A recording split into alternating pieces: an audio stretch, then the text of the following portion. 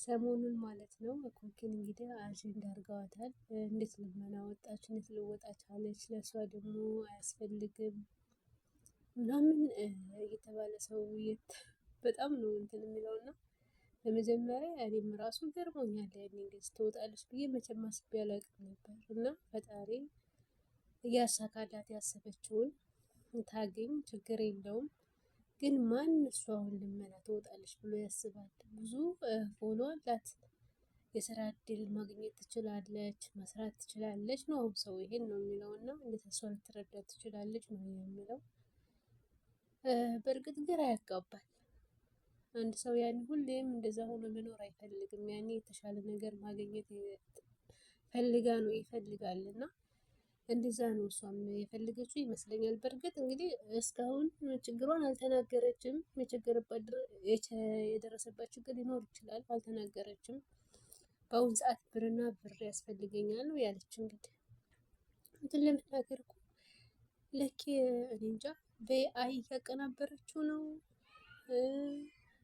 ወይንስ ሀብታም ቤት እየሰራች ነው ማለት የምትለቃቸው ምናምን ቲክቶክ ላይ ምናምን እኔ በቃ የሀብታም ልጅ ወይ ሀብታም ምናምን መስላኝ ነበር በፊት።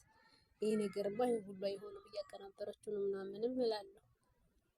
ለኬ በኤአይ እያቀናበረችው ነው የምንለቃቸው ምናምን ያመምራሉ። ለማንኛውም ሰሞኑንስ ማለት ነው እኔ ሰሞኑን ነው እንግዲህ የሀዩን ባል ያየሁት በያሲኖ ምንድን ነው የሚባለው እንግዲህ በያሲኖ የለወጠችው ባል እንግዲህ ይሄ ነው ማለት ነው። ጋይስ እንድታያችሁት ያምራል። እንግዲህ ሰው እንዲያስተያየቱ ነው፣ ግን ያሲኖ ይበልጣል። ሰምታችኋል። ያሲኖ ጥቁር ቢሆንም ሸበላ ነው፣ ይህም ሸበላ ነው፣ ግን የዚህን ያህል የሚካበድ አይደለም። የሀዩ ባል እውነቱን ለመናገር እሷ አላስተዋወቀችም። በቪዲዮ ላይ ለቀዋለች፣ አልለቀቀችውም። እሷ በራሱ ቲክቶክ ላይ ቪዲዮ ሰራች፣ በራሩ ወጣ እዛዬ ነው እና አሪፍ ነው፣ ምንም አይልም። ግን ያሲኖን አያክልም። እውነቱን ለመናገር ሰምታችኋል። ያሲኖ ይበልጣል እንዲስያውት ላይ ማለት ነው። እንግዲህ እነግራችኋለሁ፣ ሰው እንዳስተያየቱ ነው፣ አላውቅም። እንግዲህ በኮኪ ዙሪያ ማለት ነው ብዙ ሰው አስተያየት እየሰጠ ነው። ደስ የሚለው በጣም ብዙ ሰዎች ጥሩ አስተያየት ነው የሚሰጧት። ይገባታል፣ ታግኝ ነው የሚሉት። እኔም በቻሌንጅ ምናምን ብታገኝ ችግር የለውም፣ ግን እርዳታ ምናምን በሚባለው ስንት ምርዳ እያለ በእርግጥ እሷ አልተናገረችም። ብር ለምን እንደስፈልጋት ብትናገር ምናምን ሰው ሊፈርድ ይችላል ይሄ ብሎ። እሷ ብርና ብር ነው የምፈልገው ነው ያለችው እና ብር ማንም አይፈልጋል።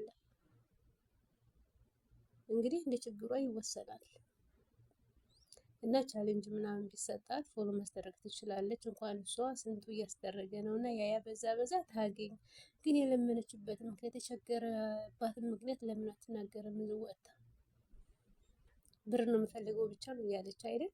እና እኔ አንዴ የሚቃወሙትንም ልጆች እንትን እላቸዋለሁ፣ እረዳቸዋለሁ ማለት ነው።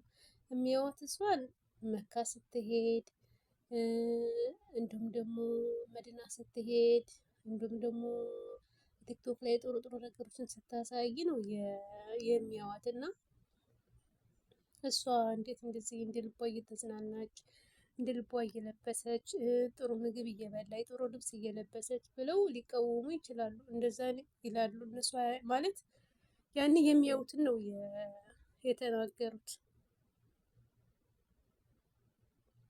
እና እኔ አሁን እኔ ሀዩ እውነቷን እኮ ነው። እኔ ምንም አላልኩም፣ ብቻ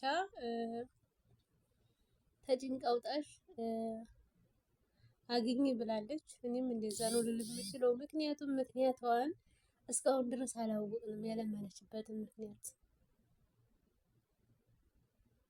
እኔ እንደዚህ ኩኝ መኖር አልፈልግም፣ ብር አግኝቼ መለወጥ እፈልጋለሁ ብላ ከሆነ በሌላ መልኩ ትንጣ፣ ያኔ ልመና ሳይሆን እንደዛ እያለቀሰች ምናምን።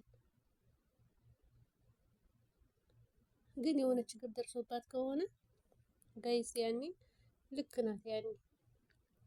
ለማንኛውም እኔም እንደ ሀዩ ነኝ፣ አልፈርድባትም። ምክንያቱም የሷን ችግር አላውቅም እስካሁን ድረስ ስላልተናገረች።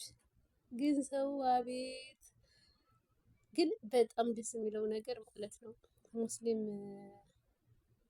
ወንድሞችና እህቶች ደግፈዋታል ምናምን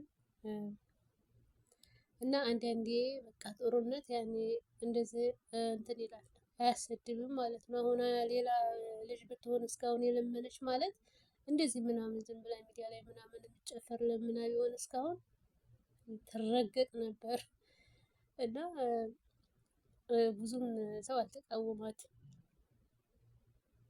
እንግዲህ ችግሯ ደግሞ ሲታወቅ ምናምን አይታወቅም። ግን ይገርማል ብዙ ሰው ሚዲያ ላይ እያስመሰለ ነው ያለው ማለት ነው። ደስተኛ ሳይሆን ደስተኛ ለመምሰል ሳይኖረው ያለው መምሰል። ለምሳሌ እና አዶናይ አሁን ተመልከቱት። አፈረጠው ቸግሮኛል ብሎ ዛሬ እዛ ላይ ሆነ። አሁንም ኮኪ አናቅም እንግዲህ ምን እንደደረሰበት የኔ ምስኪን። ግን ልመናዋ እኮ ሰው የታመመባት የሆነ ብቻ እንደዛ ነው የሚመስል። የድረሱልኝ መልእክት ነው ጋይስ። ብቻ እኔ አላቅም። እና ውዶችዬ ለዚህ ቻናል አዲስ ካላችሁ ሰብስክራይብ፣ ላይክ፣ ሸር እያደረጋችሁ አበረታቱኝ። አመሰግናለሁ።